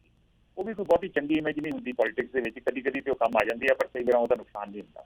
ਔਰ ਫਿਰ ਸਿਮਰਨਜੀਤ ਮਾਨ ਤੇ ਜਿਹੜੇ ਬੜੇ ਸੀਰੀਅਸ ਡਬਲ ਜਨਾਹ ਦੇ ਐਲੀਗੇਸ਼ਨ ਲੱਗੇ ਸੀ, ਜਿਹੜੇ ਰੇਪ ਦੇ ਐਲੀਗੇਸ਼ਨ ਲੱਗੇ ਸੀਗੇ, ਉਹਦਾ ਵੀ ਉਹਨਾਂ ਨੂੰ ਨੁਕਸਾਨ ਹੋਇਆ ਹੋਊਗਾ। ਸੋ ਉਹ ਹੁਣ ਤੱਕ ਆਪਣੇ ਦਮ ਦੇ ਉੱਤੇ ਦੋਵੇਂ ਸੀਟਾਂ ਜਿੱਤੇ ਆਏ ਸੀ, ਔਰ ਹੁਣ ਉਹ ਆਪਣੇ ਦੋਵੇਂ ਸੀਟਾਂ ਇਸ ਵੇਲੇ ਹਾਰ ਗਏ ਆ। ਸੋ ਉਹਨਾਂ ਨੂੰ ਵੀ ਆਪਣੀ ਸਟ੍ਰੈਟਜੀ ਦੁਬਾਰਾ ਰੀਵਰਕ ਕਰਨੀ ਪਊਗੀ ਕਿ ਉਹ ਕਿਸੇ ਪਾਰਟੀ ਦੇ ਨਾਲ ਉਹਨਾਂ ਨੂੰ ਚੱਲਣਾ ਪਊਗਾ ਜਾਂ ਉਹ ਇਕੱਲੇ ਦੁਬਾਰਾ ਆਪਣੇ ਆਪ ਨੂੰ ਰਿਵਾਈਵ ਕਰ ਸਕਦੇ। ਠੀਕ ਹੈ। ਸੋ ਦੋਸਤੋ, ਕੰਵਰ ਸੰਧੂ ਸਾਹਿਬ ਸਾਡੇ ਨਾਲ ਇਸ ਵੇਲੇ ਪੰਜਾਬ ਦੇ ਨਤੀਜਿਆਂ ਦੀ ਜਿਹੜੀ ਖਾਸ ਵਿਸ਼ਲੇਸ਼ਣ ਦੇ ਰੂਪ ਦੇ ਵਿੱਚ ਸਾਡੀ ਖਾਸ ਗੱਲਬਾਤ ਤੁਹਾਡੇ ਤੱਕ ਅਸੀਂ ਪਹੁੰਚਦੀ ਕਰ ਰਹੇ ਹਾਂ। ਗੱਲਾਂ ਹੋਰ ਬਹੁਤ ਹੋਣਗੀਆਂ, ਬਹੁਤ ਸਾਰੇ ਸਵਾਲ ਹੋਣਗੇ, ਪਰ ਆਉਣ ਵਾਲੇ ਦਿਨਾਂ ਦੇ ਵਿੱਚ ਉਹਨਾਂ ਦੇ ਬਾਰੇ ਚਰਚਾ ਚੱਲਦੀ ਰਹਿਣੀ ਹੈ। ਪਰ ਸੰਧੂ ਸਾਹਿਬ, ਇਸ ਤੋਂ ਪਹਿਲਾਂ ਕਿ ਅੱਜ ਦੇ ਪ੍ਰੋਗਰਾਮ ਤੁਹਾਡੇ ਤੋਂ ਇਜਾਜ਼ਤ ਲਈਏ, ਮੈਂ ਹੁਣ ਜਾਂਦੇ ਕਿਉਂਕਿ ਜਦੋਂ ਆਮ ਆਦਮੀ ਪਾਰਟੀ ਦੀ ਜਿੱਥੇ ਹੁਣ ਆਪਾਂ ਆ ਕੇ ਗੱਲ ਖੜ ਗਈ ਹੈ, ਕਿਉਂਕਿ ਬਾਕੀ ਸਾਰੀਆਂ ਗੱਲਾਂ ਹੁਣ ਪਿੱਛੇ ਰਹਿ ਜਾਣੀਆਂ। ਹੁਣ ਹੋਣਾ ਕਿ ਅੱਗੇ ਫਿਊਚਰ ਦੇ ਵਿੱਚ ਭਵਿੱਖ ਦੇ ਵਿੱਚ ਜਿਹੜੀਆਂ 92 ਸੀਟਾਂ ਜਿੱਤ ਕੇ ਆਮ ਆਦਮੀ ਪਾਰਟੀ ਕਿਹੋ ਜਿਹਾ ਏਜੰਡਾ, ਕਿਹੋ ਜਿਹਾ ਮਿਸ਼ਨ ਲੈ ਕੇ, ਕਿਹੋ ਜਿਹਾ ਇੱਕ ਪਲੈਨਿੰਗ ਸਟਰਕਚਰ ਲੈ ਕੇ ਅੱਗੇ ਤੁਰਨਗੇ, ਉਹਦੀ ਥੋੜ੍ਹੀ ਜਿਹੀ ਗੱਲ ਕਰੀਏ। ਪਰ ਉਸ ਤੋਂ ਪਹਿਲਾਂ ਤੁਹਾਡੇ ਵੀ ਕਈ ਸ਼ੰਕੇ ਸੀ ਜਦੋਂ ਤੁਸੀਂ ਵੀ ਗੱਲ ਕੀਤੀ, ਖੁਦ ਤੁਸੀਂ ਆਮ ਆਦਮੀ ਪਾਰਟੀ ਦੇ ਨਾਲ ਜੁੜੇ ਰਹੇ, ਉਸ ਵੇਲੇ ਵੀ ਤੁਹਾਨੂੰ ਜਿਸ ਰੂਪ ਦੇ ਵਿੱਚ ਕਈ ਜਿਹੜੀਆਂ ਅੰਦਰ ਖਾਤੇ ਜਿਹੜੀਆਂ ਕੁਝ ਟੈਕਨੀਕੈਲਿਟੀਜ਼ ਠੀਕ ਨਹੀਂ ਲੱਗੀਆਂ ਸੀ, ਉਹਨਾਂ ਦਾ ਸਾਰਾ ਲੇਖਾ ਜੋਖਾ ਕਰਦੇ ਹੋਏ ਜੇ ਅੱਜ ਦੀ ਸਥਿਤੀ ਨੂੰ ਦੇਖਣਾ ਹੋਵੇ ਥੋੜ੍ਹੇ ਜਿਹੇ ਸ਼ਬਦਾਂ ਦੇ ਵਿੱਚ, ਫਿਰ ਭਵਿੱਖ 'ਚ ਕੀ ਹੋ ਸਕਦਾ ਉਹਦੀ ਗੱਲ ਕਰੀਏ। ਦੇਖੋ, ਜਿਹੜੇ ਸ਼ੰਕੇ ਜ਼ਾਹਿਰ ਕੀਤੇ ਸੀ, ਮੈਂ ਤੇ ਅੱਜ ਵੀ ਮੇਰਾ ਸਟੈਂਡ ਉਹੀ ਆ। ਠੀਕ ਆ, ਪੰਜਾਬ ਦੇ ਲੋਕ ਜਿਹੜੇ ਆ ਉਹ ਇੰਨੇ ਅੱਕੇ ਸੀਗੇ, ਇੰਨੇ ਤੰਗ ਸੀਗੇ ਅਕਾਲੀ ਦਲ ਕਾਂਗਰਸ ਤੋਂ। ਸ਼ਾਇਦ ਉਹ ਜਿਹੜੇ ਮਸਲੇ ਅਸੀਂ ਚੁੱਕਦੇ ਰਹੇ ਸੀ, ਸੰਘੀ ਢਾਂਚੇ ਦਾ ਜਾਂ ਪਾਰਟੀ ਨੂੰ, ਪੰਜਾਬ ਦੀ ਲੀਡਰਸ਼ਿਪ ਨੂੰ ਖੁਦ ਮੁਖਤਿਆਰੀ ਦੇਣ ਦਾ, ਉਹ ਮਸਲੇ ਜਿਹੜੇ ਆ ਹਾਲ ਦੀ ਘੜੀ ਨਜ਼ਰਅੰਦਾਜ਼ ਹੋਏ ਆ, ਹਾਲ ਦੀ ਘੜੀ ਉਹ ਪਿੱਛੇ ਰੱਖੇ ਗਏ ਆ। ਲੇਕਿਨ ਮੇਰਾ ਖਿਆਲ ਆ, ਮੈਨੂੰ ਆਸ ਆ ਕਿ ਅਗਲੇ ਦਿਨਾਂ ਦੇ ਵਿੱਚ ਉਹ ਮਸਲੇ ਵੀ ਜ਼ਰੂਰ ਚਰਚਾ ਦੇ ਵਿੱਚ ਆਉਣਗੇ, ਕਿਉਂਕਿ ਜਦੋਂ ਹੁਣ ਪਾਰਟੀ ਆਪਣੀ ਕਾਰਗੁਜ਼ਾਰੀ ਦਾ ਦਿਖਾਊਗੀ ਤੇ ਫਿਰ ਜਿਹੜੀਆਂ ਅਸੀਂ ਗੱਲਾਂ ਕਰਦੇ ਰਹੇ ਹਾਂ ਕਿ ਪੰਜਾਬ ਦੀ ਲੀਡਰਸ਼ਿਪ ਨੂੰ ਪਿੱਛੇ ਰੱਖਿਆ ਗਿਆ ਜਾਂ ਪੰਜਾਬ ਦੇ ਮਸਲੇ ਜਿਹੜੇ ਪ੍ਰਮੁੱਖ ਮਸਲੇ ਨੇ, ਪਾਰਟੀਆਂ ਦਾ ਮਸਲਾ ਜਾਂ ਹੋਰ ਮਸਲਾ, ਉਹਨਾਂ ਤੇ ਵਿਚਾਰ ਚਰਚਾ ਜਾਂ ਪਾਰਟੀ ਦਾ ਸਟੈਂਡ ਕਲੀਅਰ ਨਹੀਂ, ਇਹ ਮੇਰਾ ਖਿਆਲ ਆ ਪਾਰਟੀ ਨੂੰ ਜਾਂ ਤੇ ਸਟੈਂਡ ਕਲੀਅਰ ਕਰਨਾ ਪਊਗਾ ਜਾਂ ਪਾਰਟੀ ਜਿਹੜੀ ਆ ਉਹ ਉਹਨਾਂ ਗੱਲਾਂ ਕਰਕੇ ਲਗਾਤਾਰ ਪ੍ਰੈਸ਼ਰ ਦੇ ਥੱਲੇ ਆਊਗੀ, ਉਹਦੀ ਪਾਰਟੀ ਦੀ ਆਲੋਚਨਾ ਵੀ ਹੋਊਗੀ। ਲੇਕਿਨ ਇਸ ਮੌਕੇ ਤੇ ਸ਼ਾਇਦ ਇਹ ਗੱਲਾਂ ਨਹੀਂ ਕਰਨੀਆਂ ਚਾਹੀਦੀਆਂ। ਇਹ ਇਸ ਵੇਲੇ ਜਸ਼ਨ ਦਾ ਮਾਹੌਲ ਆ, ਜਿੱਤ ਬੜੀ ਵੱਡੀ ਹਾਸਿਲ ਕੀਤੀ ਹੈ, ਉਹਦੇ ਲਈ ਪਾਰਟੀ ਨੂੰ ਤਹਿ ਦਿਲੋਂ ਮੁਬਾਰਕਾਂ ਵੀ ਆਪਾਂ ਸਾਰਿਆਂ ਨੂੰ ਦੇਣੀਆਂ ਚਾਹੀਦੀਆਂ ਵਾ। ਔਰ ਨਾਲ ਮੈਂ ਇਹ ਵੀ ਕਹਿਣਾ ਚਾਹੂੰਗਾ ਕਿ ਬਾਕੀ ਪਾਰਟੀਆਂ ਨਾਲੋਂ ਇਹ ਪਾਰਟੀ ਸਿੰਬੋਲਿਜ਼ਮ ਔਰ ਪੋਪੂਲਿਜ਼ਮ ਦੇ ਵਿੱਚ ਬਹੁਤ ਵੱਖਰੀ ਹੈ। ਔਰ ਹੁਣ ਵੀ ਪਹਿਲੇ ਦਿਨ ਹੀ, ਜਿਸ ਵੇਲੇ ਦਿਨ ਹੀ ਭਗਵੰਤ ਮਾਨ ਨੇ ਸਿੰਬੋਲਿਜ਼ਮ ਦਾ ਉਦਾਹਰਨ ਜਿਹੜਾ ਵਾ ਉਹ ਪੇਸ਼ ਕੀਤਾ। ਉਹਨਾਂ ਨੇ ਕਿਹਾ ਵਾ ਕਿ ਮੁੱਖ ਮੰਤਰੀ ਦੀ ਫੋਟੋ ਜਿਹੜੀ ਹੈ ਗਵਰਨਮੈਂਟ ਦਫ਼ਤਰਾਂ ਦੇ ਵਿੱਚ ਨਹੀਂ ਲੱਗੂਗੀ, ਉਹਦੇ ਥਾਂ ਤੇ ਸ਼ਹੀਦ ਆਜ਼ਮ ਭਗਤ ਸਿੰਘ ਔਰ ਬਾਬਾ ਸਾਹਿਬ ਅੰਬੇਦਕਰ ਦੀ ਫੋਟੋ ਲੱਗਿਆ ਕਰੂਗੀ। ਔਰ ਨਾਲ ਉਹਨਾਂ ਨੇ ਇਹ ਵੀ ਕਿਹਾ ਵਾ ਕਿ ਉਹ ਸਹੁੰ ਜਿਹੜਾ ਸਮਾਗਮ ਆ ਉਹ ਰਾਜ ਭਵਨ ਦੇ ਵਿੱਚ ਨਹੀਂ ਕਰਨਗੇ, ਚੰਡੀਗੜ੍ਹ ਦੇ ਵਿੱਚ ਉਹ ਖਟਕੜ ਕਲਾਂ ਸ਼ਹੀਦ ਆਜ਼ਮ ਦੇ ਜਿਹੜਾ ਜੱਦੀ ਪਿੰਡ ਆ, ਜਿੱਥੇ ਉਹਨਾਂ ਦਾ ਬੋਤੀ ਲੱਗਾ ਵਾ, ਉੱਥੇ ਉਹ ਸਹੁੰ ਚੁੱਕਣਗੇ। ਸੋ ਸਿੰਬੋਲਿਜ਼ਮ ਬਹੁਤ ਵਧੀਆ ਵਾ ਔਰ ਇਹਦੀ ਪ੍ਰਸ਼ੰਸਾ ਵੀ ਹੋਊਗੀ। ਲੇਕਿਨ ਮੇਰੇ ਖਿਆਲ ਮਹੀਨੇ 2 ਮਹੀਨੇ ਤੱਕ ਮੇਰੇ ਖਿਆਲ ਜਿਹੜੇ ਹਾਰਡ ਕੋਰ ਇਸ਼ੂਜ਼ ਹੈ ਜਿਹੜੇ ਉਹਨਾਂ ਨਾਲ ਵੀ ਉਹਨਾਂ ਨੂੰ ਜੂਝਣਾ ਪਊਗਾ, ਜਿਵੇਂ ਅਨਐਮਪਲੋਇਮੈਂਟ ਜਾਂ ਹੋਰ ਮਸਲੇ। ਔਰ ਆਪਾਂ ਨੂੰ ਕਦੀ ਨਹੀਂ ਭੁੱਲਣਾ ਚਾਹੀਦਾ ਕਿ ਇਹ ਤੇ ਅੱਜ ਦੇ ਮਸਲੇ ਆ, ਪਰ ਪੰਜਾਬ ਇੱਕ ਸਰਹੱਦੀ ਸੂਬਾ ਵਾ, ਇੱਥੇ ਲਗਾਤਾਰ ਨਵੇਂ ਮਸਲੇ ਵੀ ਖੜੇ ਹੋ ਸਕਦੇ ਆ। ਸੋ ਇਹਨਾਂ ਸਾਰਿਆਂ ਵਾਸਤੇ ਉਹਨਾਂ ਨੂੰ ਤਿਆਰ ਰਹਿਣਾ ਪਊਗਾ। ਇਹ ਵੱਡੀਆਂ ਚੁਣੌਤੀਆਂ ਹੋਣਗੀਆਂ ਭਗਵੰਤ ਮਾਨ ਵਾਸਤੇ, ਉਹਨਾਂ ਦੀ ਟੀਮ ਵਾਸਤੇ, ਆਮ ਆਦਮੀ ਪਾਰਟੀ ਵਾਸਤੇ, ਕਿਉਂਕਿ ਉਹ ਇਹਨਾਂ ਚੁਣੌਤੀਆਂ ਨੂੰ ਕਿਵੇਂ ਡੀਲ ਕਰਦੇ ਆ ਇਹ ਤੈਅ ਕਰੂਗਾ ਕਿ ਪਾਰਟੀ ਦਾ ਜਿਹੜਾ ਭਵਿੱਖ ਦਾ ਰਸਤਾ ਦੂਜੀਆਂ ਸਟੇਟਾਂ 'ਚ ਜਾਣ ਦਾ ਜਿਹੜਾ ਉਹਦੀ ਮਨਸ਼ਾ ਵਾ ਉਹ ਇਹਨਾਂ ਦੇ ਉੱਤੇ ਨਿਰਭਰ ਹੋਊਗੀ ਕਿ ਉਹ ਪੂਰੀ ਹੋ ਸਕੂਗੀ ਕਿ ਨਹੀਂ। ਜੀ ਸਰ ਸਾਹਿਬ ਮੋਟੇ ਤੌਰ ਦੇ ਉੱਤੇ ਜੇ 2-3 ਪੁਆਇੰਟ ਜਿਹੜੇ ਤੁਸੀਂ ਦੇਖਣੇ ਹੁਣ ਲੱਗਦਾ ਕਿ ਜਿਨ੍ਹਾਂ ਦੇ ਉੱਤੇ ਬਹੁਤ ਪਹਿਲ ਦੇ ਆਧਾਰ ਦੇ ਉੱਤੇ ਕੰਮ ਆਮ ਆਦਮੀ ਪਾਰਟੀ ਨੂੰ ਕਰਨਾ ਚਾਹੀਦਾ, 2-3-4 ਪੁਆਇੰਟ ਇਸ ਤਰ੍ਹਾਂ ਦੇ ਜੇਕਰ ਤੁਹਾਡੇ ਜ਼ਿਹਨ 'ਚ ਆ ਰਹੇ ਹੋਣ ਤਾਂ ਦੱਸੋ ਕਿਹੜੇ ਹੋਣਗੇ ਜਿਨ੍ਹਾਂ ਦੇ ਲੱਗਦਾ ਕਿ ਆਮ ਆਦਮੀ ਪਾਰਟੀ ਆਉਂਦਿਆਂ ਸਾਰ ਪੋਜ਼ੀਟਿਵਲੀ, ਕਿਉਂਕਿ ਕਹਿੰਦੇ ਹੁੰਦੇ ਨਾ ਕਿ ਜਦੋਂ ਸ਼ੁਰੂਆਤ ਕਰਨੀ ਹੈ ਤਾਂ ਉਹ ਕੋਈ ਨਾ ਕੋਈ ਇਹੋ ਜਿਹਾ ਕੰਮ, ਇਹੋ ਜਿਹਾ ਜਿਹੜੇ ਟਾਰਗੇਟ ਚੂਜ਼ ਕਰਨਗੇ ਜਿਨ੍ਹਾਂ ਦੇ ਛੇਤੀ ਰਿਜ਼ਲਟ ਦੇ ਕੇ ਲੋਕਾਂ ਦੇ ਵਿੱਚ ਇੱਕ ਉਹ ਕੌਨਫੀਡੈਂਸ ਤੇ ਉਤਸ਼ਾਹ ਜਿਹੜਾ ਉਹ ਬਰਕਰਾਰ ਕਰਨ ਦੇ ਲਈ ਉਹ ਸ਼ੁਰੂਆਤੀ ਦਿਨਾਂ ਦੇ ਵਿੱਚ ਆਪਣੀ ਪਹਿਲ ਕਦਮੀ ਕਰ ਸਕਣ। ਕੋਈ ਖਾਸ ਇੱਦਾਂ ਦੇ ਪੁਆਇੰਟਸ ਜੇਕਰ ਮੈਂਸ਼ਨ ਕਰਨੇ ਚਾਹੋ? ਇੱਕ ਤੇ ਮੇਰੇ ਖਿਆਲ ਜਿਹੜੀ ਭ੍ਰਿਸ਼ਟਾਚਾਰ ਹੈ ਨਾ, ਉਹਨੂੰ ਉੱਤੇ ਨਕੇਲ ਕੱਸਣ ਦੀ ਲੋੜ ਹੈ ਔਰ ਉਹਦੇ ਤੇ ਫੌਰਨ ਕਾਰਵਾਈ ਜਿਹੜੀ ਸ਼ੁਰੂ ਹੋ ਸਕਦੀ ਹੈ। ਠੀਕ ਹੈ। ਮੈਨੂੰ ਯਾਦ ਹੈ ਜਦੋਂ ਪ੍ਰਤਾਪ ਸਿੰਘ ਕੈਰੋਂ ਮੁੱਖ ਮੰਤਰੀ ਸਨ ਤੇ ਜਦੋਂ ਉਹਨਾਂ ਨੇ ਭ੍ਰਿਸ਼ਟ ਅਫਸਰਾਂ ਦੇ ਖਿਲਾਫ ਕਾਰਵਾਈ ਸ਼ੁਰੂ ਕੀਤੀ ਤੇ ਮੈਨੂੰ ਯਾਦ ਹੈ ਮੈਂ ਪੜ੍ਹ ਰਿਹਾ ਸੀਗਾ, ਹਫ਼ਤੇ ਦੇ ਵਿੱਚ ਉਹਨਾਂ ਨੇ 300-400 ਬੰਦੇ ਕੱਢਤੇ ਜੀ। ਉਹਦਾ ਬੜਾ ਅਸਰ ਹੋਇਆ, ਇੱਕਦਮ ਫੌਰਨ ਸਾਰੇ ਜਿਹੜੇ ਆ ਅਫਸਰ ਜਿਹੜੇ ਆ ਲਾਈਨ ਤੇ ਆ ਗਏ। ਇੱਕ ਤੇ ਇਹ, ਦੂਸਰਾ ਬੇਰੁਜ਼ਗਾਰੀ ਬੜਾ ਵੱਡਾ ਮਸਲਾ ਵਾ ਔਰ ਲਗਾਤਾਰ ਸਰਕਾਰਾਂ ਜਿਹੜੀਆਂ ਵਾ ਉਹ ਇਹ ਜਿਹੜੇ ਬੇਰੁਜ਼ਗਾਰ ਜਦੋਂ ਗੁਜ਼ਾਰੇ ਕਰਦੇ ਆ ਇਹਨਾਂ ਨੂੰ ਡੱਕੇ ਮਾਰਦੇ ਆ। ਸੋ ਇਹਦੇ ਤੇ ਮੇਰੇ ਖਿਆਲ ਟਾਈਮ ਫਰੇਮ ਇਸ ਪਾਰਟੀ ਨੂੰ ਸਰਕਾਰ ਨੂੰ ਦੇਣਾ ਪਊਗਾ ਤਾਂ ਕਿ ਉਹ ਨਹੀਂ ਤੇ ਹੋਰ 6 ਮਹੀਨਿਆਂ ਨੂੰ ਫਿਰ ਉਹ ਡੰਡਿਆਂ ਵਾਲੀ ਸਥਿਤੀ ਫਿਰ ਆ ਜਾਣੀ ਆ। ਸੋ ਇਹ ਦੂਸਰਾ ਵੱਡਾ ਮਸਲਾ ਵਾ। ਬਾਕੀ ਮਸਲੇ ਦੀ ਖੈਰ ਡਰੱਗਸ ਦਾ ਮਸਲਾ ਜਾਂ ਜਿਹੜਾ ਬੇਅਦਬੀ ਦਾ ਮਸਲਾ, ਉਹਦੇ ਤੇ ਫਿਰ ਇਸ ਸਰਕਾਰ ਦਾ ਵੀ ਵੱਡਾ ਟੈਸਟ ਇਹ ਹੋਊਗਾ ਕਿ ਬੇਅਦਬੀ ਦੇ ਮਸਲਿਆਂ ਦੇ ਉੱਪਰ ਫੌਰਨ ਕਾਰਵਾਈ ਹੋਵੇ ਔਰ ਜਿਹੜੀ ਕਾਰਵਾਈ ਚੱਲ ਰਹੀ ਸੀਗੀ ਉਹਨੂੰ ਸਪੀਡ ਦਿੱਤੀ ਜਾਵੇ। ਔਰ ਕਿਉਂਕਿ ਕੁੰਵਰ ਵਿਜੇ ਪ੍ਰਤਾਪ ਜਿਹੜੇ ਆ ਉਹ ਉਸ ਵੇਲੇ IG ਸੀ ਜਿਨ੍ਹਾਂ ਨੇ ਆਪਣੀ ਚਾਰਜਸ਼ੀਟ ਫਾਈਲ ਕੀਤੀ ਸੀ, ਚਲਾਨ ਪੇਸ਼ ਕੀਤਾ ਸੀ ਜਿਹੜਾ ਹਾਈਕੋਰਟ ਨੇ ਰੱਦ ਕਰਤਾ ਸੀ। ਹੁਣ ਉਹ ਬਤੌਰ MLA ਜਿੱਤ ਕੇ ਆਉਣਗੇ, ਜਿੱਤੇ ਆਓ, ਔਰ ਮੇਰੇ ਖਿਆਲ ਇਹ ਸ਼ਾਇਦ ਹੋ ਸਕਦਾ ਉਹਨਾਂ ਨੂੰ ਗ੍ਰਹਿ ਮੰਤਰਾਲੇ ਵੀ ਦੇ ਦਿੱਤਾ ਜਾਵੇ। ਤਾਂ ਉਹ ਇਸ ਮਸਲੇ ਨੂੰ ਹੁਣ ਕਿਵੇਂ ਨਜਿੱਠਦੇ ਆ ਔਰ ਵਾਕਈ ਉਹ ਕਿਸੇ ਫੈਸਲਾਕੁਨ ਇਸ ਮਸਲੇ ਨੂੰ ਟਰਮ ਦੇ ਸਕਦੇ ਕਿ ਨਹੀਂ ਦੇ ਸਕਦੇ, ਇਹ ਉਹਨਾਂ ਵਾਸਤੇ ਔਰ ਪਾਰਟੀ ਵਾਸਤੇ ਬਹੁਤ ਵੱਡੀ ਚੁਣੌਤੀ ਹੈ। ਅੱਛਾ, ਕੇਂਦਰ ਦੀ ਐਕਚੁਅਲ ਜਿਹੜੀ ਦਿੱਲੀ ਦੀ ਕਿੰਨੀ ਕੁ ਦਖਲਅੰਦਾਜ਼ੀ ਇਹਦੇ ਵਿੱਚ, ਜਿਹੜੀ ਦਿੱਲੀ ਭਾਵ ਅਰਵਿੰਦ ਕੇਜਰੀਵਾਲ ਹੋਰਾਂ ਦੀ, ਸੁਪਰੀਮੋ ਦੀ, ਆਮ ਆਦਮੀ ਪਾਰਟੀ ਦੇ ਸੁਪਰੀਮੋ ਦੀ, ਕਿੰਨੀ ਕੁ ਲੱਗਦਾ ਕਿ ਭਗਵੰਤ ਮਾਨ ਹੋਰਾਂ ਦੇ ਚੱਲੇਗੀ ਜਾਂ ਇਹ ਬਸ ਭਗਵੰਤ ਮਾਨ ਹੋਰੀ ਵਨ ਮੈਨ ਸ਼ੋ ਆਪਣੇ ਤੌਰ ਦੇ ਉੱਤੇ ਡਿਸੀਜਨ ਬਣਾਉਣ ਲਈ ਕਾਮਯਾਬ ਰਹਿਣਗੇ? ਮੇਰਾ ਖਿਆਲ ਹੈ ਇਹ ਸਵਾਲ ਦਾ ਜਵਾਬ ਇਸ ਵੇਲੇ ਸ਼ਾਇਦ ਸ਼ੇਅਰ ਨਹੀਂ ਹੋਊਗਾ ਮੈਂ ਜੇ ਦੇਵਾਂ, ਕਿਉਂਕਿ ਜਿਸ ਤਰੀਕੇ ਨਾਲ ਪਾਰਟੀ ਨੇ ਉਮੀਦਵਾਰ ਐਲਾਨੇ ਆ, ਜਿਸ ਤਰੀਕੇ ਨਾਲ ਕੈਂਪੇਨਿੰਗ ਹੋਈ ਆ, ਜਿਸ ਤਰੀਕੇ ਨਾਲ ਦਿੱਲੀ ਤੋਂ ਪਾਰਟੀ ਪੰਜਾਬ ਦੀ ਯੂਨਿਟ ਨੂੰ ਕੰਟਰੋਲ ਕੀਤਾ ਵਾ, ਉੱਥੋਂ ਤਾਂ ਲੱਗਦਾ ਵਾ ਕਿ ਫੁੱਲ ਕੰਟਰੋਲ ਦਿੱਲੀ ਦਾ ਹੀ ਹੋਊਗਾ। ਲੇਕਿਨ ਸ਼ਾਇਦ ਇਸ ਸਟੇਜ ਦੇ ਉੱਤੇ ਇਹ ਕਹਿਣਾ ਜਿਹੜਾ ਵਾ it look like pre judging the issue, ਔਰ ਮੇਰੇ ਖਿਆਲ ਹੈ ਸ਼ਾਇਦ ਮੇਰੇ ਤੇ ਕੋਈ ਇਲਜ਼ਾਮ ਵੀ ਲਾ ਸਕਦਾ ਵਾ ਕਿ ਮੈਂ ਸ਼ਾਇਦ ਇਸ ਗੱਲ ਤੇ ਆਬਜੈਕਟਿਵਲੀ ਇਸ ਮਸਲੇ ਨੂੰ ਨਹੀਂ ਪੇਸ਼ ਕਰ ਰਿਹਾ। ਪਰ ਲੈਟਸ ਕੀਪ ਆਵਰ ਫਿੰਗਰਸ ਕ੍ਰਾਸਡ ਔਰ ਆਸ ਕਰੀਏ ਕਿ ਪੰਜਾਬ ਦੀ ਯੂਨਿਟ ਨੂੰ ਵਾਕਈ ਆਪਣੇ ਕੰਮਕਾਰ ਦੀ ਜਿਹੜੀ ਹੈ ਉਹ ਫਰੀਡਮ ਆਜ਼ਾਦੀ ਦਿੱਤੀ ਜਾਊਗੀ। ਅੱਛਾ, ਜਿਹੜੀ ਕੈਬਨਿਟ ਦੀ ਸਰ ਗੱਲ ਕਰੀਏ ਤਾਂ ਤੁਹਾਨੂੰ ਕੀ ਲੱਗਦਾ ਕਿ ਆਮ ਆਦਮੀ ਪਾਰਟੀ 'ਚ ਹੁਣ ਜਿਹੜੇ ਜਿੱਤੇ ਹੋਏ ਚਿਹਰੇ ਨੇ ਉਹਨਾਂ ਦੇ ਵਿੱਚ ਇਨਫ ਇੱਦਾਂ ਦੇ ਕੈਪੇਬਲ ਸ਼ਖਸ ਹੋਣਗੇ ਜਿਹੜੇ ਵਧੀਆ ਤਰੀਕੇ ਦੇ ਨਾਲ ਪੂਰਾ ਮੈਨੇਜ ਕਰਨ ਦੇ ਲਈ? ਜਿਵੇਂ ਤੁਸੀਂ ਦੱਸਿਆ ਕਿ ਬਹੁਤ ਸਾਰੇ ਚਿਹਰੇ ਇਹੋ ਜਿਹੇ ਵੀ ਨੇ ਜਿਹੜੇ ਬਹੁਤ ਕੁਆਲੀਫਾਈਡ ਨੇ, ਬਹੁਤ ਐਜੂਕੇਟਿਡ ਨੇ, ਬਹੁਤ ਇੰਟੈਲੈਕਚੁਅਲ ਨੇ, ਪਰ ਬਹੁਤਾ ਚਰਚਾ 'ਚ ਨਹੀਂ ਰਹੇ, ਤੇ ਉਹ ਜਿਹੜੀ ਕੈਬਨਿਟ ਦਾ ਮੂੰਹ ਮੁਹੰਦਰਾ ਕਿਸ ਤਰ੍ਹਾਂ ਦਾ ਸੋਚ ਸਕਦੇ ਹੋ? ਬਾਕੀ ਤਾਂ ਚਲੋ ਆਉਣ ਵਾਲੇ ਦਿਨਾਂ 'ਚ ਪਤਾ ਲੱਗ ਜਾਣਾ, ਪਰ ਤੁਹਾਡੀ ਅਸੈਸਮੈਂਟ ਕੀ ਹੈ ਹੁਣ ਤੱਕ ਦੀ? ਮੇਰਾ ਨਹੀਂ ਖਿਆਲ ਕੋਈ ਦਿੱਕਤ ਇਹਨਾਂ ਨੂੰ ਹੋਊਗੀ, ਕਿਉਂਕਿ ਕੈਬਨਿਟ ਜਿਹੜੀ ਆ ਉਹ ਤੇ ਤੁਹਾਨੂੰ ਪਤਾ ਹੀ ਆ ਕਿ 16-17 ਮੰਤਰੀ ਹੁੰਦੇ ਉਹਦੇ ਵਿੱਚ, ਕਿਉਂਕਿ ਉਹ ਜਿਹੜੀ ਸੋਧ ਹੋਈ ਆ ਸੰਵਿਧਾਨ ਦੇ ਵਿੱਚ ਉਹਦੇ ਮੁਤਾਬਕ ਸਿਰਫ ਇੱਕ ਸਰਟਨ ਪਰਸੈਂਟੇਜ ਹੀ ਮਿਨਿਸਟਰ ਬਣ ਸਕਦੇ ਆ। ਟੋਟਲ 117 ਦੀ ਸ਼ਾਇਦ ਮੇਰੇ ਖਿਆਲ 15% ਹੀ ਮਿਨਿਸਟਰ ਬਣ ਸਕਦੇ ਆ। ਸੋ ਇਹਨਾਂ ਕੋਲ ਆਲਮੋਸਟ 10-11 ਤੇ ਪੁਰਾਣੇ MLA ਆ ਜਿਹੜੇ ਜਿੱਤੇ ਆ, 8 ਜਾਂ 10। ਸੋ ਉਹਨਾਂ ਕੋਲ ਐਕਸਪੀਰੀਅੰਸ ਹੈ ਹੁਣ ਪਿਛਲੇ 5 ਸਾਲ ਦਾ, ਉਹਨਾਂ 'ਚ ਵੀ 2-3 ਬੰਦੇ ਚੰਗੇ ਕੇਪੇਬਲ ਹੈ, ਔਰ ਇਸ ਤੋਂ ਇਲਾਵਾ ਪੜ੍ਹੇ ਲਿਖੇ ਇਹਨਾਂ ਕੋਲ ਕਾਫੀ ਬੰਦੇ ਆ। ਜਿਵੇਂ ਆਪਾਂ ਕੁੰਵਰ ਵਿਜੇ ਪ੍ਰਤਾਪ ਦੀ ਗੱਲ ਕੀਤੀ, ਕੁਝ ਘੱਟੋ ਘੱਟ 2 ਜਾਂ 3 ਡਾਕਟਰ ਨੇ, MBBS MD ਇਹਨਾਂ ਕੋਲ ਨੇ, ਕੁਝ ਇੰਜੀਨੀਅਰਸ ਵੀ ਨੇ।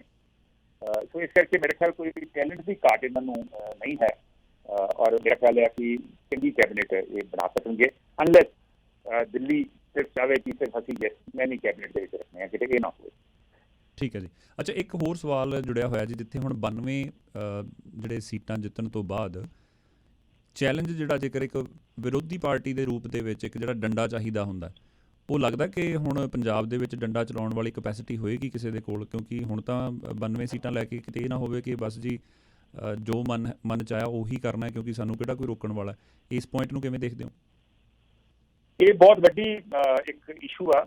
ਇੱਕ ਪਾਸੇ ਤੇ ਬੜੀ ਚੰਗੀ ਗੱਲ ਹੈ ਕਿ ਕੈਬਨਿਟ ਜਿਹੜੀ ਸਰਕਾਰ ਹੈ ਉਹਦੇ ਕੋਲ ਐਬਸਲੂਟ ਮੈਂਡੇਟ ਆ, ਉਹ ਵੱਡੇ ਫੈਸਲੇ ਲੈ ਸਕਦੀ ਹੈ, ਕੋਈ ਉਹਨੂੰ ਰੋਕਣ ਵਾਲਾ ਨਹੀਂ। ਇਹ ਤੇ ਗੱਲ ਕਾਂਗਰਸ ਕੋਲ ਵੀ ਸੀ, ਉਹਨਾਂ ਕੋਲ ਵੀ 77 ਸੀਗੇ, ਬਾਅਦ ਵਿੱਚ 80 ਵੀ ਹੋ ਗਏ ਸੀਗੇ। ਲੇਕਿਨ ਉਦੋਂ ਵੀ ਵਿਰੋਧੀ ਧਿਰ ਕਮਜ਼ੋਰ ਸੀਗੇ, ਭਾਵੇਂ ਆਮ ਆਦਮੀ ਪਾਰਟੀ ਸੀ ਜਾਂ ਅਕਾਲੀ ਦਲ ਸੀ, ਪਰ ਹੁਣ ਵੀ ਵਿਰੋਧੀ ਧਿਰ ਤੇ ਆਲਮੋਸਟ ਨॉन ਐਗਜ਼ਿਸਟੈਂਟ ਹੀ ਆ। ਕਾਂਗਰਸ ਕੋਲ 18 ਸੀਟਾਂ ਵਾ ਤੇ ਅਕਾਲੀ ਦਲ ਤੇ ਬਿਲਕੁਲ ਖਤਮ ਹੀ ਆ। ਅਕਾਲੀ ਦਲ ਨੂੰ ਨਾਲ ਤੁਸੀਂ ਬੀਜੇਪੀ ਵੀ ਜੋੜ ਲਓ ਤਦ ਵੀ 6 ਸੀਟਾਂ ਬਣਦੀਆਂ ਨੇ ਟੋਟਲ। ਸੋ ਇਸ ਕਰਕੇ ਕਾਂਗਰਸ 18 ਪਲੱਸ ਉਹਨਾਂ ਦਾ ਇੱਕ ਜਿਹੜਾ ਇੰਡੀਪੈਂਡੈਂਟ ਜਿੱਤਿਆ ਵਾ ਰਾਣਾ ਇੰਦਰ ਪ੍ਰਤਾਪ, ਉਹ ਲਾ ਲਓ 19 ਬੰਦੇ ਆ ਉਹਨਾਂ ਕੋਲ। ਸੋ ਉਹੀ ਸਥਿਤੀ ਹੋਊਗੀ ਜੋ ਅੱਗੇ ਆਮ ਆਦਮੀ ਪਾਰਟੀ ਦੀ ਸੀ, ਉਹਨਾਂ ਕੋਲ 20 ਸੀਗੇ ਤੇ ਹੁਣ ਇਹਨਾਂ ਕੋਲ 19 ਹੋਣਗੇ। ਸੋ ਵੀਕ ਆਪੋਜੀਸ਼ਨ ਹੋਊਗੀ, ਇਹਦੇ ਕੋਈ ਸ਼ੱਕ ਨਹੀਂ। ਔਰ ਇਹਦਾ ਥੋੜ੍ਹਾ ਜਿਹਾ ਨੁਕਸਾਨ ਵੀ ਹੁੰਦਾ ਜਦੋਂ ਆਪੋਜੀਸ਼ਨ ਵੀਕ ਹੋਵੇ ਤੇ ਸਰਕਾਰ ਆਪਣੀ ਮਨਮਰਜ਼ੀ ਵੀ ਕਰਦੀ ਹੈ। ਲੇਕਿਨ ਇੱਥੇ ਇੱਕ ਇਸ਼ੂ ਜਿਹੜਾ ਸਰਕਾਰ ਕੋਲ ਆਉਣਾ ਵਾ ਆਮ ਆਦਮੀ ਪਾਰਟੀ ਕੋਲ, ਉਹ ਹੋਊਗਾ ਕਿ ਅਸੀਂ ਕਿਹਨਾਂ ਨੂੰ ਮੰਤਰੀ ਬਣਾਈਏ ਜੀ। ਟੈਲੈਂਟ ਚੰਗਾ ਵਾ, ਲੇਕਿਨ ਆਫਟਰ ਮੈਂ ਦੱਸਿਆ ਜਿਵੇਂ ਵੀ 8-9 ਤੇ ਪੁਰਾਣੇ MLA ਆ, ਬਾਕੀ ਸਾਰਾ ਚੰਗੇ ਕੁਝ ਕੁਆਲੀਫਾਈਡ ਬੰਦੇ ਵੀ ਆ। ਫਿਰ ਕੋਈ ਇਹੋ ਜਿਹੇ ਵੀ ਆ ਜਿਨ੍ਹਾਂ ਨੇ ਬਹੁਤ ਵੱਡੇ ਦਿੱਗਜ ਨੇਤਾ ਨੂੰ ਢਾਇਆ ਵਾ, ਉਹਨਾਂ ਨੂੰ ਵੀ ਕੋਈ ਨਾ ਕੋਈ ਤਰਜੀਹ ਦੇਣੀ ਪਊਗੀ। ਆਫਟਰ ਜਿਹਨੇ ਪ੍ਰਕਾਸ਼ ਸਿੰਘ ਬਾਦਲ ਨੂੰ ਹਰਾਇਆ, ਜਿਹਨੇ ਸੁਖਬੀਰ ਸਿੰਘ ਬਾਦਲ ਨੂੰ ਹਰਾਇਆ, ਜਿਹਨੇ ਚਰਨਜੀਤ ਚੰਨੀ ਕੈਪਟਨ ਅਮਰਿੰਦਰ ਸਿੰਘ ਨੂੰ ਹਰਾਇਆ, ਚਰਨਜੀਤ ਸਿੰਘ ਚੰਨੀ ਨੂੰ 2 ਬੰਦੇ ਨੇ ਹਰਾਇਆ ਵਾ, ਨਵਜੋਤ ਸਿੰਘ ਸਿੱਧੂ ਨੂੰ ਕਿਸੇ ਨੇ ਹਰਾਇਆ ਵਾ। ਸੋ ਇਹ ਬੰਦਿਆਂ ਨੂੰ ਵੀ ਕਿਤੇ ਨਾ ਕਿਤੇ ਇਹਨਾਂ ਨੂੰ ਤਰਜੀਹ ਦੇਣੀ ਪਊਗੀ ਨਾ। ਆਫਟਰ ਆਲ ਇਹਨਾਂ ਦੀ ਬਹੁਤ ਵੱਡੀ ਦੇਣ ਹੈ ਪਾਰਟੀ ਨੂੰ। ਬਿਲਕੁਲ ਠੀਕ ਹੈ। ਅਖੀਰ ਦੇ ਵਿੱਚ ਕੁਝ ਹੋਰ ਕਹਿਣਾ ਹੋਵੇ? ਬਸ ਮੇਰੇ ਖਿਆਲ ਗੱਲ ਹੋ ਹੀ ਗਈਆਂ, ਸਿਰਫ ਗੱਲਾਂ ਹੋ ਹੀ ਗਈਆਂ। ਸਿਰਫ ਇਸ ਗੱਲ ਜ਼ਰੂਰ ਮੈਂ ਕਹੂੰਗਾ ਕਿ ਇਹ ਜਿਹੜਾ ਫਤਵਾ ਵਾ ਨਾ ਆਮ ਆਦਮੀ ਪਾਰਟੀ ਦੇ ਹੱਕ ਦੇ ਵਿੱਚ, ਇਹ ਪਾਰਟੀ ਦੇ ਹੱਕ ਦੇ ਵਿੱਚ ਸ਼ਾਇਦ ਘੱਟ ਆ, ਇਹ ਜਿਹੜੀਆਂ ਰਵਾਇਤੀ ਪਾਰਟੀਆਂ ਦੇ ਖਿਲਾਫ ਜ਼ਿਆਦਾ ਵਾ। ਸੋ ਇਹਦਾ ਇੱਕ ਮੈਸੇਜ ਆ, ਮੈਸੇਜ ਬੜਾ ਕਲੀਅਰ ਆ ਕਿ ਲੋਕ ਜਿਹੜੀ ਵੀ ਸਰਕਾਰ ਆ ਉਹਨੂੰ ਲੋਕਾਂ ਦੀ ਪੇਸ਼ੈਂਸ ਟੈਸਟ ਨਹੀਂ ਕਰਨੀ ਚਾਹੀਦੀ। ਸੋ ਤੁਹਾਨੂੰ ਗਵਰਨ ਕਰਨਾ ਪਊਗਾ, ਜੇ ਤੁਸੀਂ ਮਿਸ ਗਵਰਨ ਕਰੋਗੇ ਤੇ ਤੁਹਾਨੂੰ ਅਸੀਂ ਬਰਦਾਸ਼ਤ ਨਹੀਂ ਕਰਾਂਗੇ। ਸੋ ਇਹ ਬੜਾ ਕਲੀਅਰ ਮੈਸੇਜ ਆ, ਔਰ ਇਹ ਮੈਸੇਜ ਜਿਹੜਾ ਵਾ ਉਹ ਵਿਰੋਧੀ ਧਿਰਾਂ ਨੂੰ ਤੇ ਮਿਲ ਹੀ ਗਿਆ ਵਾ, ਜਿਹੜੇ ਆ ਕਾਂਗਰਸ ਔਰ ਸ਼੍ਰੋਮਣੀ ਅਕਾਲੀ ਦਲ ਆ। ਪਰ ਇਹ ਮੈਸੇਜ ਜਿਹੜਾ ਵਾ ਇਹ ਸ਼ਾਇਦ ਆਮ ਆਦਮੀ ਪਾਰਟੀ ਔਰ ਸਰਕਾਰ ਨੂੰ ਹਮੇਸ਼ਾ ਯਾਦ ਰੱਖਣਾ ਪਊਗਾ। ਜੀ ਸੰਧੂ ਸਾਹਿਬ, ਬਹੁਤ ਮਿਹਰਬਾਨੀ ਜੀ, ਥੈਂਕ ਯੂ। ਅੱਜ ਦੇ ਲਈ ਹੁਣ ਇੱਥੇ ਹੀ ਤੁਹਾਡੇ ਤੋਂ ਇਜਾਜ਼ਤ ਲੈਂਦੇ ਹਾਂ ਤੇ ਡੈਫੀਨਿਟਲੀ ਫਿਰ ਆਉਣ ਵਾਲੇ ਸਮੇਂ 'ਚ ਗੱਲ ਕਰਾਂਗੇ। ਅੱਛਾ ਸੌਰੀ, ਜਾਂਦੇ ਜੇ ਆਪਾਂ ਬਾਕੀ ਦੇ 4 ਸੂਬਿਆਂ ਦੀ ਗੱਲ ਕਰੀਏ ਜਿੱਥੇ BJP ਨੇ ਕਲੀਨ ਸਵੀਪ ਦੇ ਨਾਲ ਸਾਰੀਆਂ ਜਿੱਤ ਪ੍ਰਾਪਤ ਕੀਤੀਆਂ, ਥੋੜ੍ਹਾ ਜਿਹਾ ਟੱਚ ਬੇਸ ਕਰ ਦਿਓ ਜੇ 1-2 ਮਿੰਟ ਦੇ ਵਿੱਚ। ਬਿਲਕੁਲ ਜੀ, ਬਹੁਤ ਮੇਰੇ ਖਿਆਲ ਆ ਉੱਥੇ ਭਾਜਪਾ ਦਾ ਜਿਹੜਾ ਜਾਦੂ ਆ ਬਿਲਕੁਲ ਐਬਸਲੂਟ ਜਾਦੂ ਚੱਲਿਆ ਵਾ। ਸਾਨੂੰ ਲੋਕਾਂ ਨੂੰ ਸਾਰਿਆਂ ਨੂੰ ਲੱਗਦਾ ਸੀ ਕਿ ਸ਼ਾਇਦ UP ਦੇ ਵਿੱਚ ਇੱਕ ਬਹੁਤ ਵੱਡਾ ਕੰਪੀਟੀਸ਼ਨ ਸਮਾਜਵਾਦੀ ਪਾਰਟੀ ਦੇ ਸਕੂਗੀ, ਪਰ ਉਹ ਹੋਇਆ ਨਹੀਂ। ਔਰ ਠੀਕ ਆ, ਭਾਜਪਾ ਨੂੰ ਜਿਹੜੀ ਪਿਛਲੀ ਵਾਰੀ ਨਾਲ ਮਾਰਜਨ ਉਹਨਾਂ ਦਾ ਟੋਟਲ ਸੀਟਾਂ ਦਾ ਘਟਿਆ ਵਾ, ਲੇਕਿਨ ਬਹੁਤ ਵੱਡੀ ਉਹਨਾਂ ਦੀ ਉੱਥੇ ਜਿੱਤ ਆ। ਸੋ ਇਸ ਕਰਕੇ ਮੇਰੇ ਖਿਆਲ ਜਿਹੜੀ ਸਾਰੀਆਂ ਜਿਹੜੀਆਂ ਵਿਰੋਧੀ ਪਾਰਟੀਆਂ ਵਾ, ਜਿਹੜੀਆਂ ਨੌਨ BJP ਪਾਰਟੀਆਂ ਵਾ, ਉਹਨਾਂ ਨੂੰ ਆਪਣੀ ਨਵੀਂ ਰਣਨੀਤੀ ਬਣਾ ਕੇ ਚੋਣ ਮੈਦਾਨ ਦੇ ਵਿੱਚ 2024 ਵਾਸਤੇ ਤਿਆਰੀ ਕਰਨੀ ਆਉਣਾ ਪਊਗਾ। ਕਿਉਂਕਿ ਇਸ ਹਿਸਾਬ ਦੇ ਨਾਲ ਇੰਝ ਲੱਗਦਾ ਵਾ ਕਿ 2024 ਦੇ ਵਿੱਚ ਵੀ ਭਾਜਪਾ ਦੀ ਪੋਜੀਸ਼ਨ ਜਿਹੜੀ ਆ ਕਾਫੀ ਕੰਫਰਟੇਬਲ ਹੀ ਹੋਊਗੀ। ਲੇਕਿਨ ਸ਼ਾਇਦ ਹੁਣ ਬਹੁਤ ਸਾਰੀਆਂ ਬਾਕੀ ਪਾਰਟੀਆਂ, ਸਮਾਜਵਾਦੀ ਪਾਰਟੀ ਔਰ ਦੂਜੀਆਂ ਪਾਰਟੀਆਂ ਜਿਹੜੀਆਂ ਵਾ, ਉਹ ਜਿੰਨਾ ਚਿਰ ਤੱਕ ਉਹ ਮਮਤਾ ਬੈਨਰਜੀ ਦੀ TMC ਔਰ ਆਮ ਆਦਮੀ ਪਾਰਟੀ ਇਹ ਇਕੱਠੀਆਂ ਨਹੀਂ ਹੁੰਦੀਆਂ, ਉਹਨਾਂ ਚਿਰ ਤੱਕ ਮੇਰੇ ਖਿਆਲ ਭਾਜਪਾ ਦਾ ਮੁਕਾਬਲਾ ਕਰਨਾ ਕਾਫੀ ਮੁਸ਼ਕਿਲ ਹੋਊਗਾ। ਇਹ ਜਿਹੜਾ ਵਾ ਬਾਕੀ 4 ਰਾਜਾਂ ਤੋਂ ਇਹੋ ਹੀ ਮੈਸੇਜ ਸਾਹਮਣੇ ਆਉਂਦਾ। ਸੋ ਮੰਨ ਲੈਣਾ ਚਾਹੀਦਾ ਜੀ ਕਿ 2024 ਬਹੁਤ ਕੰਫਰਟੇਬਲੀ BJP ਪਾਰਟੀ ਦੀ ਝੋਲੀ 'ਚ ਦੁਬਾਰਾ ਫਿਰ ਪੂਰੀ ਜੇ ਗੱਲ ਕਰੀਏ ਤਾਂ ਸਰਕਾਰ ਬਣਨ ਦੇ ਚਾਂਸਸ ਨੇ। ਅੱਜ ਦੇ ਦਿਨ ਇਹੋ ਹੀ ਲੱਗ ਰਿਹਾ ਵਾ, ਪਰ ਫਿਰ ਆਪਾਂ ਜੇ ਪੰਜਾਬ ਦਾ ਐਕਸਪੀਰੀਅੰਸ ਦੇਖੀਏ ਤੇ ਚੋਣਾਂ ਦੇ ਲਾਸਟ 3 ਮਹੀਨਿਆਂ ਦੇ ਵਿੱਚ ਵੀ ਸਥਿਤੀ ਪੂਰੀ ਬਦਲ ਸਕਦੀ ਹੈ। ਸੋ ਇਸ ਵੇਲੇ ਕਹਿਣਾ ਬਹੁਤ ਅਰਲੀ ਆ। ਹਾਂ, ਅੱਜ ਦੀ ਦਿਹਾੜੀ ਦੇ ਵਿੱਚ ਭਾਜਪਾ ਜਿਹੜੀ ਆ ਉਹ it is advantage BJP for 2024। ਜੀ ਸੰਧੂ ਸਾਹਿਬ, ਬਹੁਤ ਮਿਹਰਬਾਨੀ ਜੀ, ਥੈਂਕ ਯੂ ਸੋ ਮਚ, ਧੰਨਵਾਦ। ਤੇ ਆਪਾਂ ਆਉਣ ਵਾਲੇ ਦਿਨਾਂ 'ਚ ਦੁਬਾਰਾ ਗੱਲ ਕਰਦੇ ਹਾਂ ਜੀ। ਸ਼ੁਕਰੀਆ ਜੀ। ਥੈਂਕ ਯੂ ਜੀ, ਸਤਿ ਸ਼੍ਰੀ ਅਕਾਲ, ਨਮਸਕਾਰ। ਸਤਿ ਸ਼੍ਰੀ ਅਕਾਲ ਜੀ, ਬਹੁਤ ਬਹੁਤ ਮਿਹਰਬਾਨੀ। ਸੋ ਦੋਸਤੋ, ਕੰਵਰ ਸੰਧੂ ਸਾਹਿਬ ਸਾਡੇ ਨਾਲ ਖਾਸ ਵਿਸ਼ੇਸ਼ ਜਿਹੜੀ ਅੱਜ ਦੀ ਸਾਡੀ ਪੰਜਾਬ ਦੀਆਂ ਇਲੈਕਸ਼ਨਸ ਜਾਂ ਜਿਹੜੇ ਥੋੜ੍ਹਾ ਜਿਹਾ ਟੱਚ ਬੇਸ ਹੀ ਅਸੀਂ ਕੀਤਾ ਬਾਕੀ 4 ਸੂਬਿਆਂ ਦਾ, ਪਰ ਜ਼ਿਆਦਾ ਸਮਾਂ ਸਾਡਾ ਪੰਜਾਬ ਦੇ ਉੱਪਰ ਕੇਂਦਰਿਤ ਰਿਹਾ ਤੇ ਉਮੀਦ ਕਰਦੇ ਤੁਹਾਨੂੰ ਗੱਲਬਾਤ ਚੰਗੀ ਲੱਗੀ ਹੋਣੀ ਹੈ। ਇਸੇ ਤਰ੍ਹਾਂ ਹੀ ਜੁੜੇ ਰਹੋ। ਅਗਲੇ ਹਿੱਸਿਆਂ ਦੇ ਵਿੱਚ ਵੀ ਕੁਝ ਹੋਰ ਅਪਡੇਟਸ ਤੇ ਕੁਝ ਹੋਰ ਗੱਲਾਂ ਬਾਤਾਂ, ਸਾਡੇ ਕੁਝ ਹੋਰ ਮਹਿਮਾਨ ਵੀ ਜੁੜਨਗੇ। ਪ੍ਰੋਗਰਾਮ ਹਰਜਿੰਦਰ ਗਿੱਲ ਸ਼ੋ ਇੱਕ ਬ੍ਰੇਕ ਤੋਂ ਬਾਅਦ ਵਾਪਸ ਆਉਂਦੇ ਹਾਂ। For all the latest updates, please subscribe G Media Group and press the bell icon.